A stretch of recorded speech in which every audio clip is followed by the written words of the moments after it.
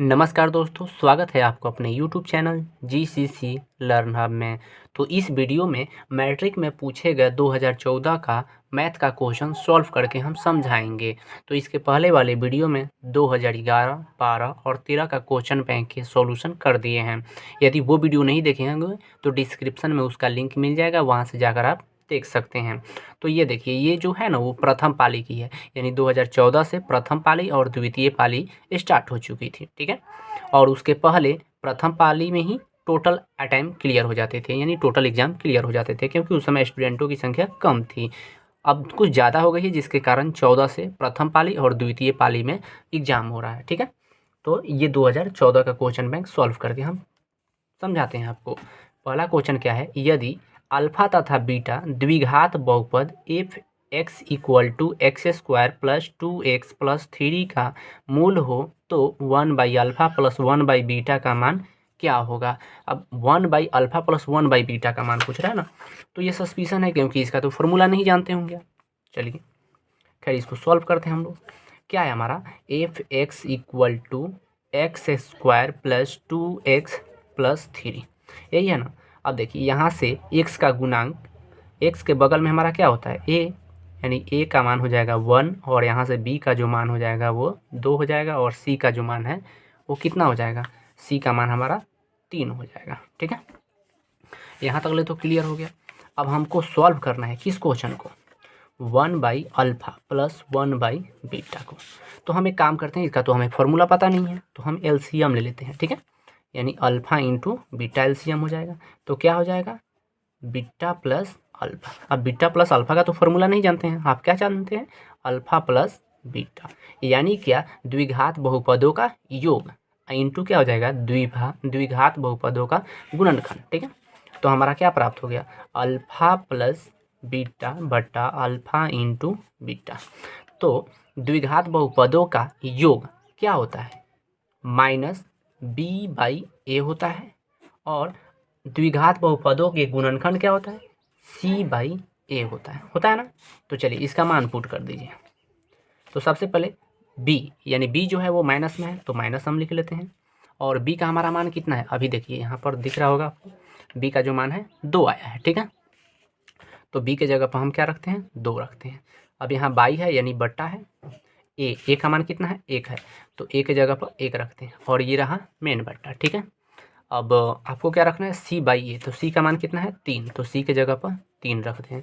फिर क्या है, a का मान कितना है, 1 है, तो यहाँ 1 रखते हैं। अब इसको हम सॉल्व करते हैं। क्या है, ये मेन बटा है, और उसके ऊपर वाला क्या है, -2/1। अब मेन बटा के नीचे वाला अंक क्या हो जाएगा, पलट जाएगा, तो 1/3 हो जाएगा, ठीक है।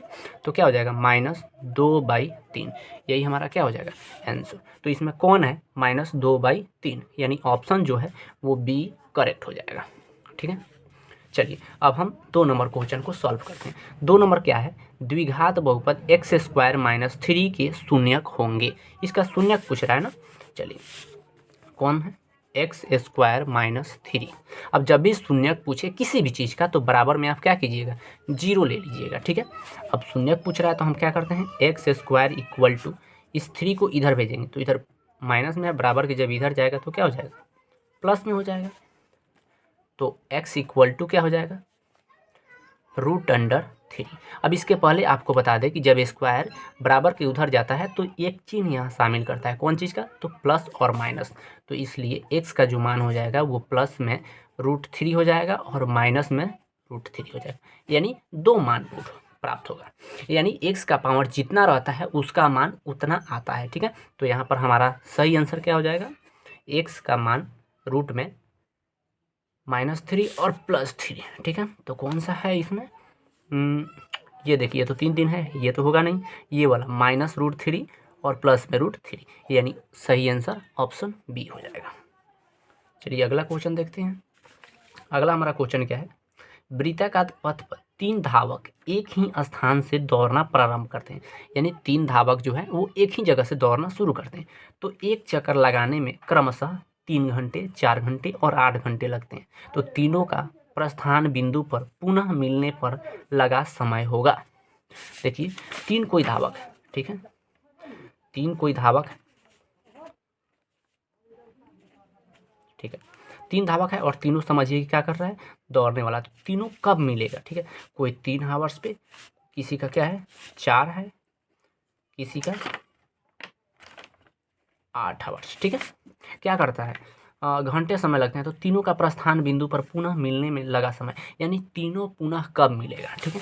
तो जब भी इस प्रकार का क्वेश्चन दिया हो तो सीधा बात है कि एलसीएम ज्ञात कर लीजिएगा, यानी 3, 4 और 8 का, ठीक है। तो इसको सॉल्व करते हैं। 3 का डिवाइड नहीं होगा, 2 दूनी का 4, 4 दूनी की 8, 2 से डिवाइड करेंगे तो 3, 1, 2 दूनी की 4। अब जो बच गया उसका मल्टीपल कर लीजिए, कितना हो जाएगा, 2 दूनी का 4, 4 यहीं 12, 12 दूना का 24, यानी 24 घंटे के बाद वह पुनः क्या होंगे, पुनः मिलने में लगा समय, यानी कि पुनः जब मिलेंगे तो कितना घंटा लग जाएगा, 24 घंटा। इसका सही आंसर क्या हो जाएगा, ऑप्शन डी हो जाएगा, ठीक है। चलिए 4 नंबर हम क्वेश्चन को सॉल्व करते हैं। तो 4 नंबर क्या है कि 2, 3, 0, 3, 2, 6 का बहुलक होगा। अब देखिए बहुलक हम क्या जानते हैं कि जो सबसे अधिक बार आया हो, ठीक है, यानी अधिकतम बराबरता वाला पद, यानी जो अधिक बार आया हो वही हमारा क्या कहलाता है, बहुलक कहलाता है। लेकिन यहाँ पर क्या देख रहे हैं हम, 2 है, 3 है, फिर क्या है 0 है, 3 है, 2 है और 6 है। अब यहाँ देख रहे हैं कि 2 जो है वो 2 बार आया है, 3 भी 2 बार आया है, ये तो दिक्कत वाली बात है। तो इस समय हम क्या करेंगे कि आरोही क्रम में सजा लेंगे, ठीक है। क्या करेंगे, आरोही क्रम में सजाएंगे। तो सबसे छोटा हमारा क्या है, 0 है, इसके बाद कितना है, 2 है, 2 है, फिर क्या है 3 है, 3 है और क्या है 6 है। तो आरोही क्रम में सजाने के बाद देख रहे हैं कि 2 भी 2 बार है और 3 भी 2 बार है। तो देखेंगे कि वैसे बराबरता यानी वैसी पद जो अधिकतम बार आई हो और वो बड़ा हो। अब देखिए 2 भी 2 बार आया है और 3 भी 2 बार आया है, लेकिन ओ सॉरी दिखाई नहीं दे रहा है ना, चलिए नहीं ध्यान दिए थे हम। तो जैसे फिर से हम समझा देते हैं, रिकॉल कर देते हैं। 2, 3, 0, 3, 2, 6 ये था, इसे हम आरोही क्रम में सजा लिए। तो सबसे छोटा कौन है, 2 है, उसके बाद सॉरी 0 है, उसके बाद 2, 2, फिर 3 और फिर 3, लास्ट में कितना है 6 है। तो देख रहे हैं 2 भी कितने बार आई है, 2 बार, और 3 भी कितनी बार आई है, 2 बार। इसका मतलब इसमें कौन होगा, तो आरोही क्रम में सजाने के बाद देखेंगे कि जो सबसे अधिक हो। अब अधिक कौन है, 3, यानी 2 से बड़ी कौन है, 3। तो यही हमारा क्या हो जाएगा, बराबरता, यानी अधिकतम बराबरता वो की संख्या जो होगी वो 3 हो जाएगी। क्यों, क्योंकि ये तो अधिक बार है लेकिन संख्या में भी क्या है, अधिक है। तो हमारा सही आंसर क्या हो जाएगा, ऑप्शन 3, यानी कि सॉरी 3 आंसर होगा। अब इसमें देखते हैं 3 कौन सा दिया है, 3, यानी ऑप्शन सी, यानी इसका सी करेक्ट हो जाएगा, ठीक है। तो यहाँ हम सी लिख देते हैं, ठीक है। तो इसका सही आंसर ऑप्शन सी हो जाएगा। चलिए अगला क्वेश्चन देखते हैं। 2 समान कोणीय त्रिभुजों में उनकी संगत भुजाओं का अनुपात सदैव समान रहता है, किसने कहा था। यानी कि 2 त्रिभुज संगत भुजाओं में बराबर होता है, किसने कहा था, तो वो थेल साहब ने बोले थे, ठीक है। इसका सही आंसर ऑप्शन सी हो जाएगा। 6 नंबर, बिंदु ए इक्वल टू 4, 5 तथा बिंदु 6, 5 को मिलाने वाली रेखा का मध्य बिंदु होगा। अब देखिए कोई 2 पॉइंट है हमारे पास, ठीक है। ये मान लेते हैं कि ये हमारी एक सरल रेखा है, इसको ए मान लेते हैं और इसको बी मान लेते हैं। ये कितना है 4, 5 है और ये कितना है हमारी 6 और 5 है। तो बोला जा रहा है इसका मध्य बिंदु क्या होगा, यानी मध्य बिंदु यानी बीच वाली बिंदु। कह रहा है कि ये वाला हमारा बिंदु ज्ञात कीजिए आप, ठीक है। अब मान लीजिए ये एक्स और इसको वाई बोल देते हैं, बोल रहा है कि इसको ज्ञात कीजिए। तो मध्य बिंदु बराबर आपको फॉर्मूला पता होगा, मध्य बिंदु बराबर क्या होता है, x1 plus x2 by 2 to y1 plus y2/2 होता है। तो देखिए इसको x1 मान लीजिए, इसको x2, इसको y1 और इसको y2 मान लीजिए। तो x1 का मान कितना है 4, x2 का मान 6 बटा में 2, y1 का मान 5, y2 का मान 5 बटा में 2, 6 4 10 हो जाएगा बटा में 2, 5 दूनी की 10 बटा में 2, 2 पचे 10, 2 पचे 10, यानी कितना हो गया 5, 5। यानी जो मध्य बिंदु हो जाएगा, मध्य बिंदु वो कितना हो जाएगा 5, 5। तो इसमें देखते हैं 5, 5 कौन है, ये तो 5, 4 है, ये होगा नहीं, ये 5, 5, यानी option B is correct answer हो जाएगा, ठीक है। अब चलिए हम 7 नंबर क्वेश्चन को सॉल्व करते हैं। 7 नंबर क्वेश्चन क्या है, यदि किसी वृत्त की त्रिज्या आधी कर दी जाए तो पुराने तथा नए वृत्तों की परिधि का अनुपात ज्ञात करें। तो देखिए ऐसे जो क्वेश्चन होता है वो बहुत बार पूछा जाता है, ठीक है। तो ऐसे क्वेश्चन को अच्छे से पढ़िएगा और इसको कन्फर्म करके रखिएगा। तो ये क्या पूछ रहा है, यदि किसी वृत्त की त्रिज्या आधी कर दी जाए, तो देखिए वृत्त की त्रिज्या आधी कर दी जाए तो पहले वृत्त को बड़ा आर मान लीजिए इक्वल टू छोटा आर मान लेते हैं, ठीक है। और दूसरी एक वृत्त है उसकी वृत्त की त्रिज्या आधी कर दी जाए, यानी क्या r/2 कर दी जाए, ठीक है। तो पुराने तथा नए वृत्त का परिधि का अनुपात ज्ञात करें। अनुपात ज्ञात करना है आपको, क्या ज्ञात करना है, अनुपात। तो क्या लिखिएगा, पहले क्या चीज दिया हुआ है, पुराने तथा नए वृत्त की परिधि ना, तो ऊपर लिखिएगा पुराने वृत्त की परिधि। अब बटा में क्या लिखिएगा, नए वृत्त की परिधि, ठीक है। अब पुराने वृत्त की परिधि क्या, ऐसे वृत्त की परिधि क्या होता है, 2πr होता है। अब यहाँ पर r जो है वो आप क्या माने हैं, बड़ा आर मान लिया है ना, जैसे कि बड़ा आर, ठीक है, पुराने के लिए बड़ा आर, ठीक है। नए वृत्त के लिए क्या है, 2πr1 मान लिए हम, ठीक, ताकि हमको मान पुट करने में किसी प्रकार की समस्या ना हो। तो देखिए यहाँ पर हम 2π और बड़ा आर इक्वल टू क्या है r, फिर अब नए वृत्त की जो क्षेत्रफल है, सॉरी परिधि है, उसको लिखते हैं 2πr। r इक्वल टू कितना, आधा कर दी जाएगी r/2, यानी 2 से 2 कट जाएगा, पाई से पाई कट जाएगा और r से r कट जाएगा।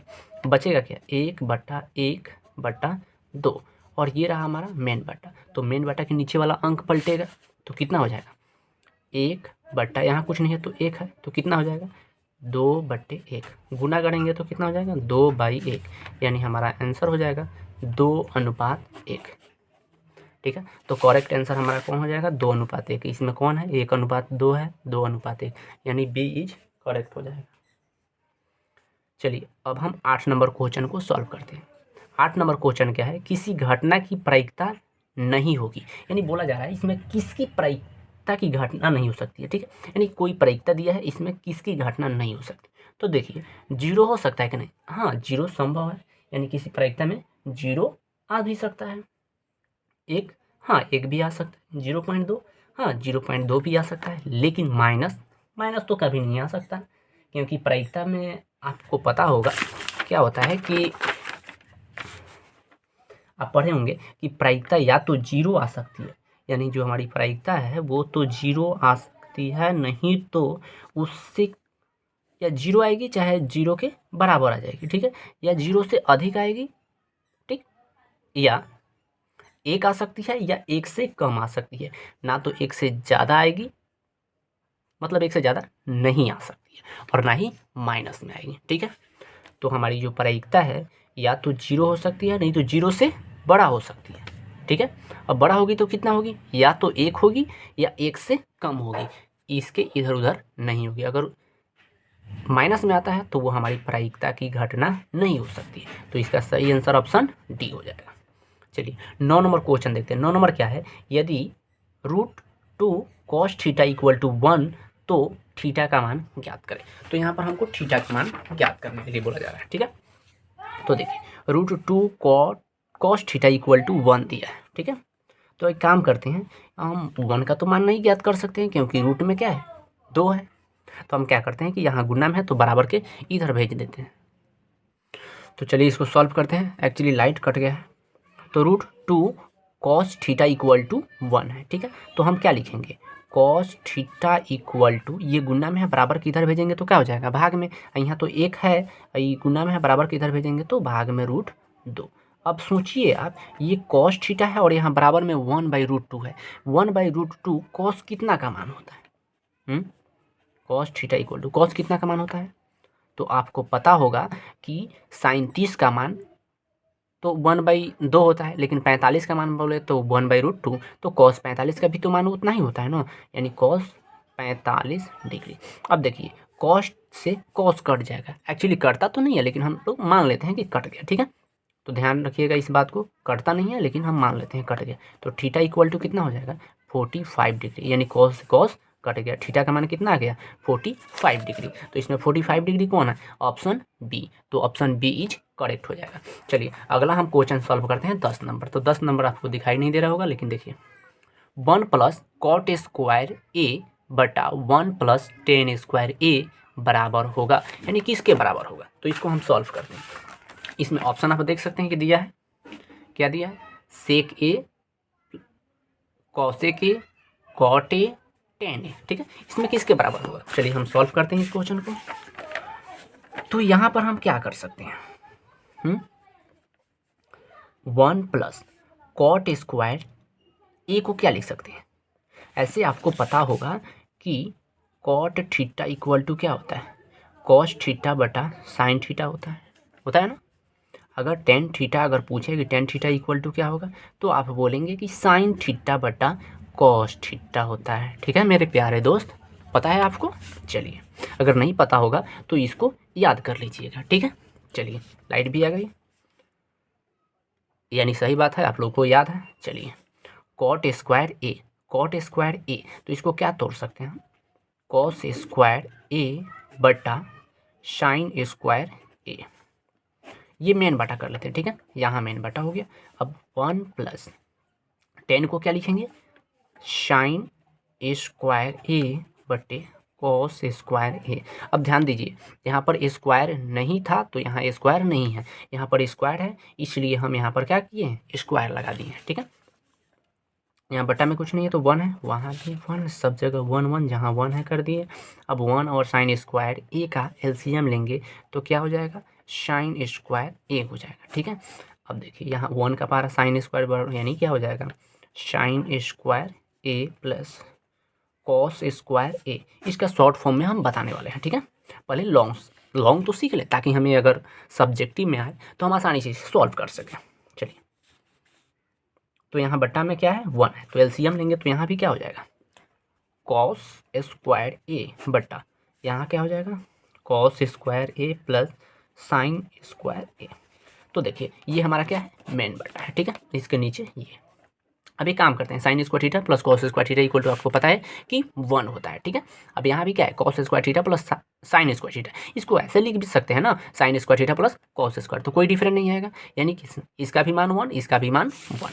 तो हम क्या लिखेंगे, 1 बाई साइन स्क्वायर ए बटा 1 बाई कॉस स्क्वायर ए। अब ये मेन बटा है तो मेन बटा के नीचे वाला अंक पलटेगा ना, तो 1 बाई साइन स्क्वायर ए गुने क्या हो जाएगा, ये वाला ऊपर चल जाएगा, ये नीचे, यानी क्या, कॉस स्क्वायर ए बटे 1।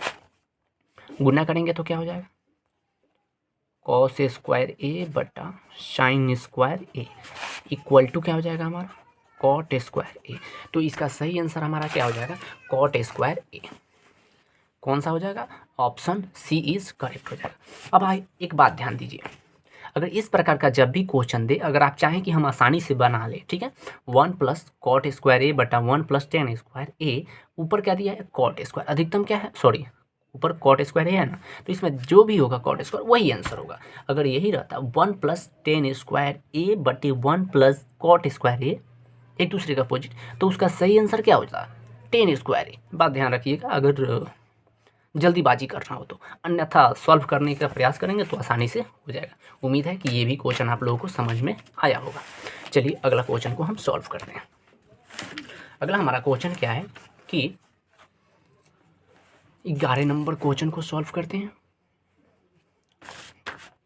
11 नंबर है 17/24 का दशमलव प्रसार डैश होगा, यानी 11/24 का दशमलव प्रसार शांत होगा कि अशांत होगा, इसको सॉल्व करना है। ठीक है, तो चलिए इसको हम सॉल्व करते हैं, आप लोगों को बताते हैं।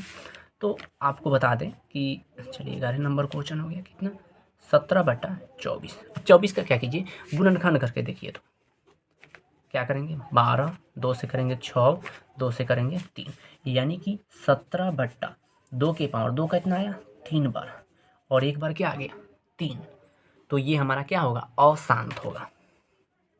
अब आप सोचेंगे कि आखिर अशांत क्यों होगा, गलत बोल रहे हैं क्या, तो देखिए आप पढ़े होंगे कि दशमलव प्रसार शांत होगा कि अशांत होगा, अगर उसे लिखा जाए तो पी बाई 2 के पावर m गुने 5 के पावर n, या ऐसे भी कुछ भी दे सकता है, ठीक है, अपने हिसाब से समझ लीजिएगा। 2 के पावर n गुने 5 के पावर m के रूप में हो तो ये क्या कहलाता है?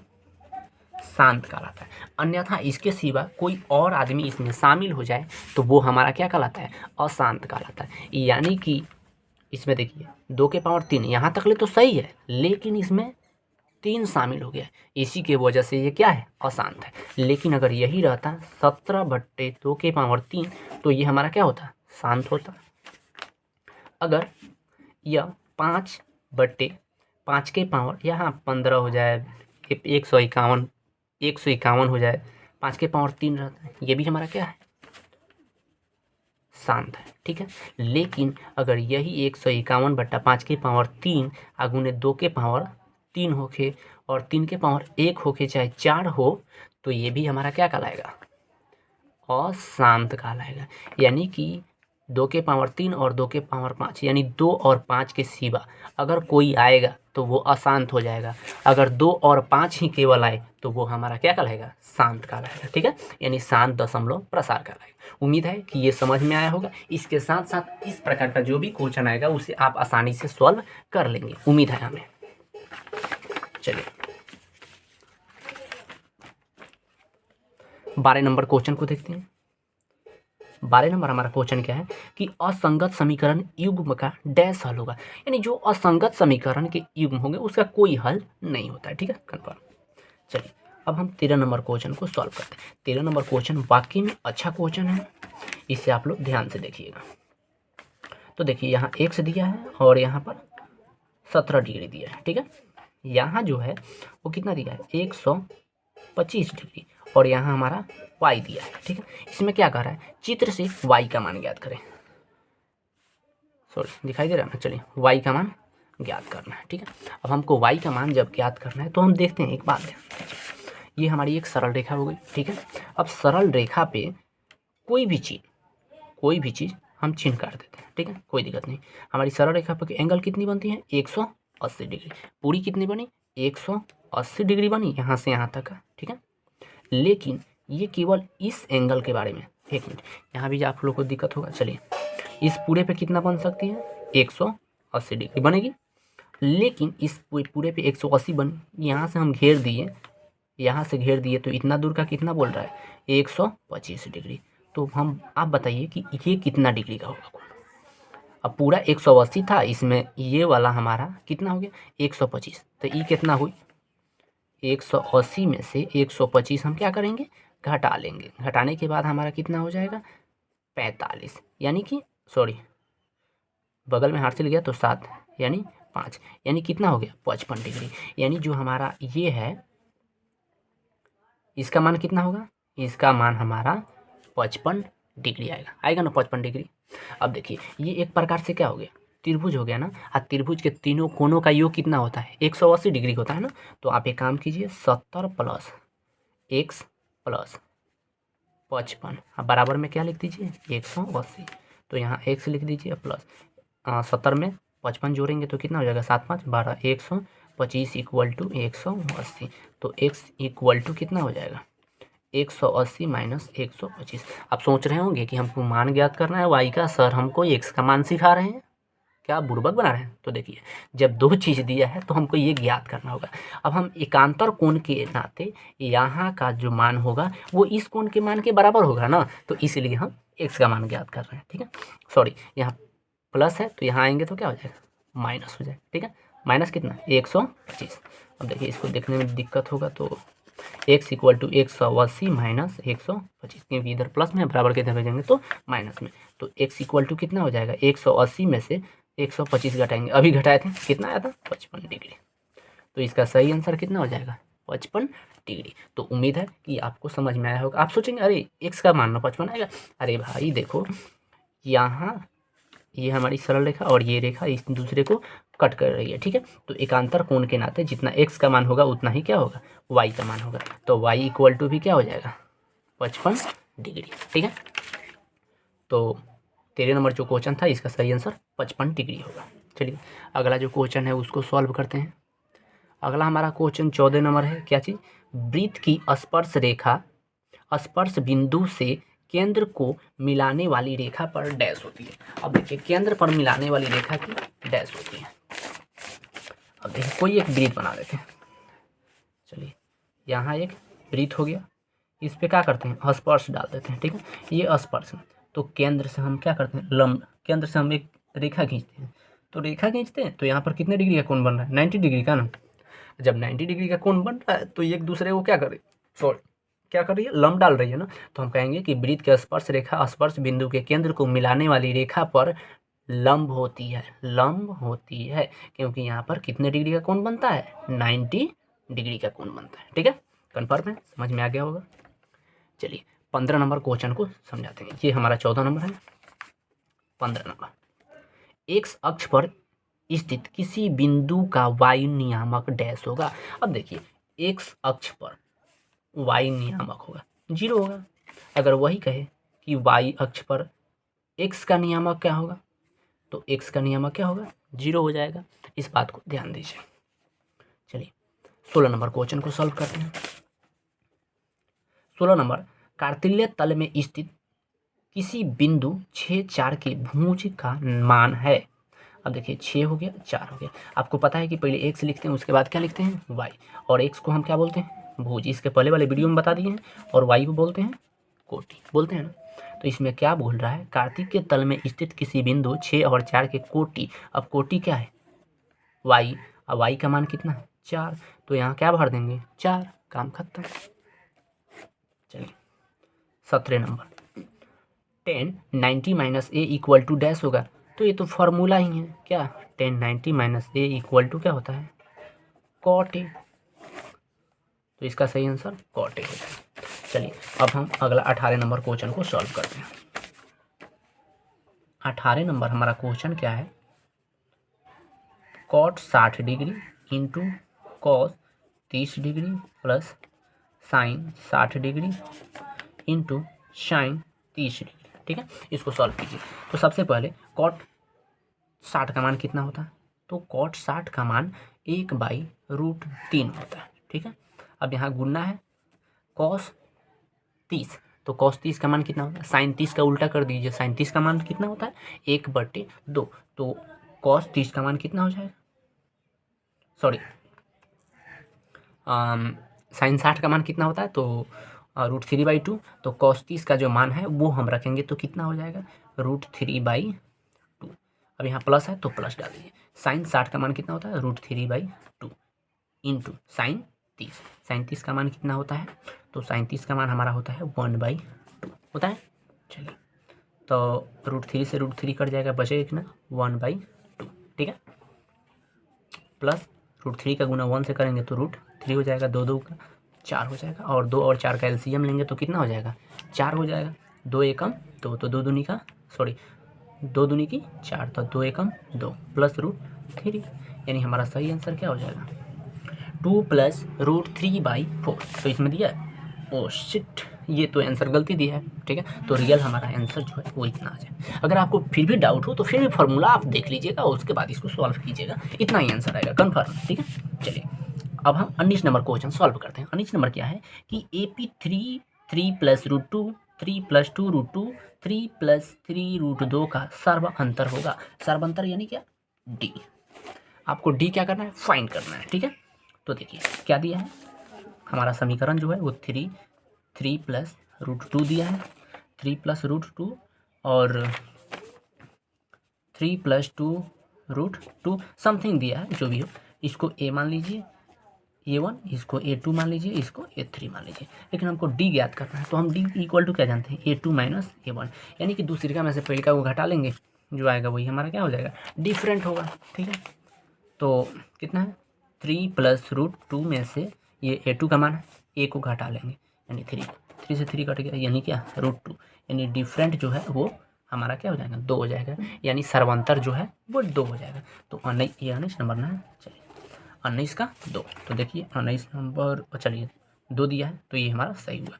अब देखिए प्रथम 5 अभाज्य संख्याओं का मध्य ज्ञात कीजिए। ठीक है, तो प्रथम 5 अभाज्य संख्याओं का मध्य ज्ञात करना है। तो अभाज्य संख्या क्या हो गया, 2 हो गया, 3 हो गया, 5 हो गया, 7 हो गया, 11 हो गया, कितना हुआ 2 2 4 1 5। चलिए इसका क्या करना है, माध्य ज्ञात करना है। तो सबको जोड़ लीजिए, जो अंक है उतना से भाग दे दीजिए, यही हमारा क्या हो जाता है, माध्य ज्ञात हो जाता है, यानी 5। तो 11 18 18 2 20 20 और 5 25, सॉरी हाँ 25 और 5 25 और 3 28, यानी 28/5। 5 हाँ 25 हो जाएगा और 3 5 6 के 30, यानी कि माध्य इक्वल टू हमारा क्या हो जाएगा 5.6, यानी माध्य इक्वल टू 5.6। इस प्रकार से ये पूरा का पूरा ऑब्जेक्टिव क्लियर हो। उम्मीद है कि ये क्वेश्चन आपको समझ में आया होगा। ठीक है, तो ये प्रथम पाली का है, इसके पहले वाले आप वीडियो नहीं देखे हैं तो डिस्क्रिप्शन में लिंक मिल जाएगा, वहाँ से जाकर आप आसानी से देख सकते हैं। ठीक है, तो चलिए मिलते हैं अगले वीडियो के साथ।